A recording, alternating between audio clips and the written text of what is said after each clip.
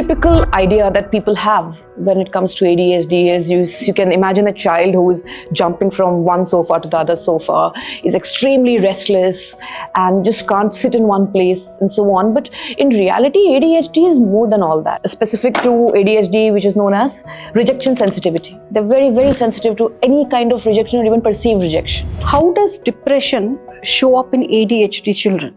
If I'm constantly burdened by guilt, if I have no wish to live, and when all these symptoms happen for a longer duration of time and I feel them very intensely, then I should just visit a psychologist or a psychiatrist to find out if I am actually having clinical depression or not.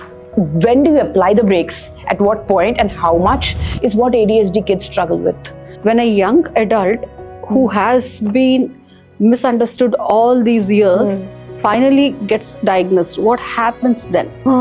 Well, it's usually a mix of relief and to a certain extent even grief. You said structure is very important. It's like oxygen to them. Yeah. And for somebody with an ADHD, one of the structures that might help is friendships, relations, family. How does ADHD shape friendships, relations, dating or early romantic relationships?